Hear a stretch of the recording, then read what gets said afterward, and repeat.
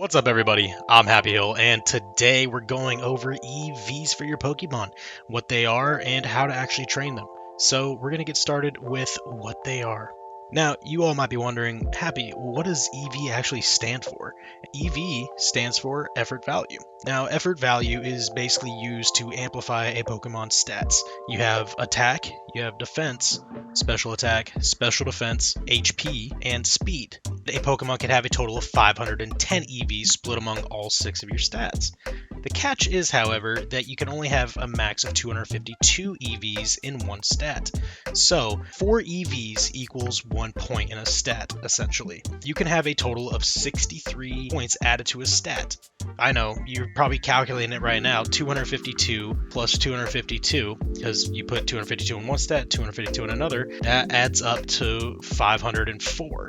Now you're wondering, where do the other 6 EVs go to?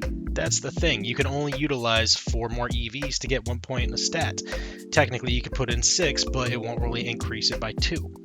So you just kind of let that be put into whatever you choose, honestly. So essentially you can have a max EV of 2 stats on one Pokemon. So you guys know the basics of what an EV is and how many EVs you can put into your stats, etc, etc. But how do you check that? To be able to check your Pokemon's EVs, you go into check summary on any of your Pokemon, you press the L button to swap to the base stat and EV stat graph. Now, there is no numerical value shown for EVs. It's kind of weird, I know, but it rather has a visual representation of how many EVs you have in one stat. It might be kind of confusing to look at for the first time, but your EV value is shown as the bright yellow shapes, whereas the more faded yellow is your base stats. Now, when the stats sparkle, this means that your EVs are maxed out for that particular stat. And once you've used up all 510 of your EVs, the EV bar will change from bright yellow to grayed out. Now getting onto the good stuff, the stuff you guys actually want. How to train your EVs on your Pokemon. Now, there's a number of ways you can do this, right? You can either train your EVs by taking a Pokemon that you want EV trained and going out to wilds and battling specific types of Pokemon.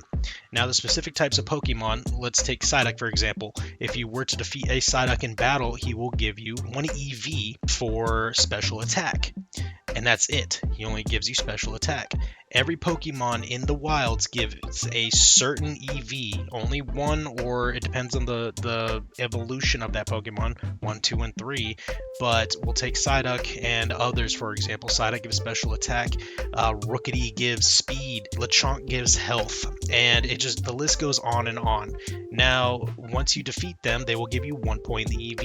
You just keep defeating them until you're able to amplify your EVs enough to max them out.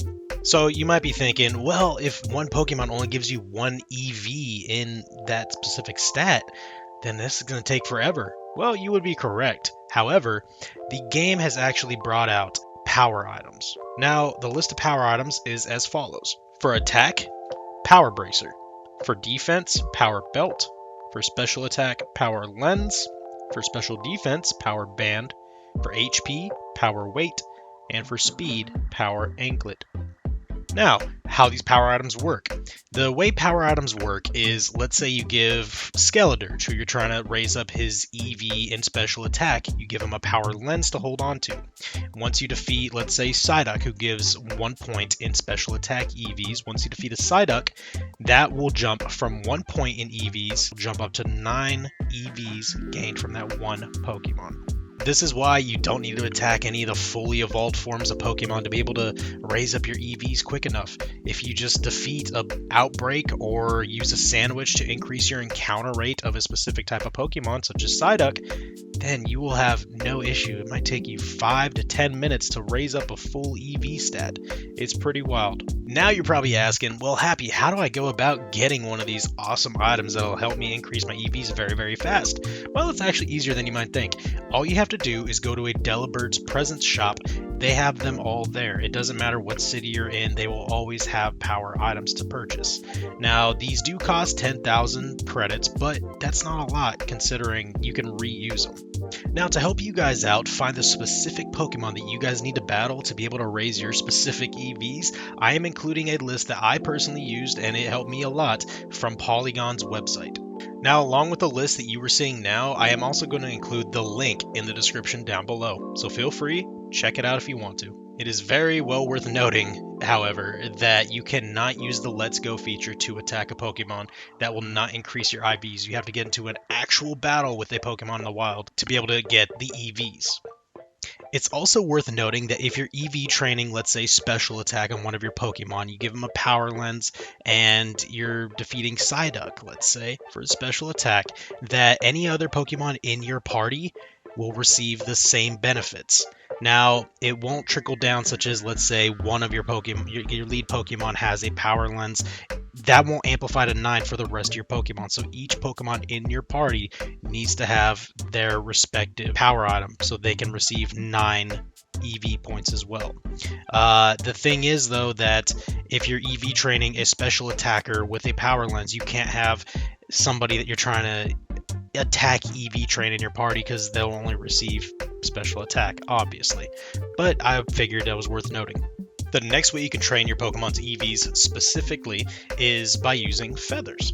Now, feathers increase one stat, depending on what feather it is, by 1 EV. Now, the feathers are as follows. For attack, you have Muscle Feather. For defense is Resist Feather. Special attack, Genius Feather. Special defense, Clever Feather.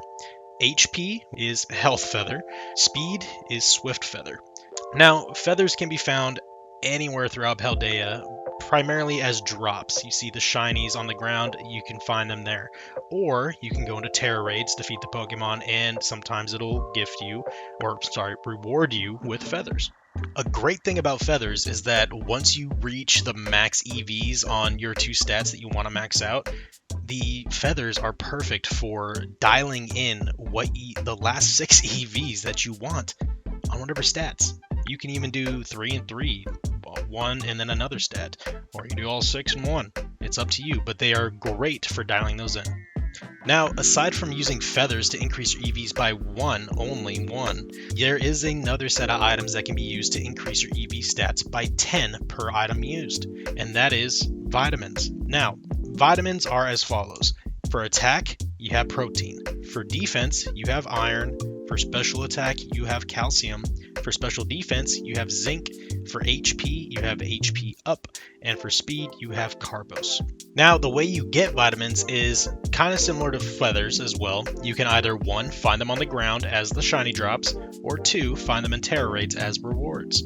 The third way, though, is you can buy them from Chansey supply stores, but they cost 10,000 each. So it's going to hurt your wallet a little bit. That's why you can either do Terra Raids to be able to get Stardust or Pearls to be able to sell them for more money to help you out with buying a bunch of vitamins, or you can just do the traditional method of battling Pokemon in the wild to raise your EVs that way.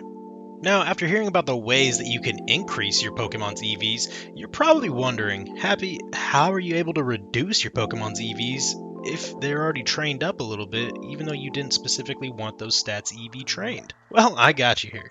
Now, berries are found all throughout Paldea. You can find them on the ground, you can also find them in Terra Raids as rewards, and you can also get them from the Porto Marinata auctions.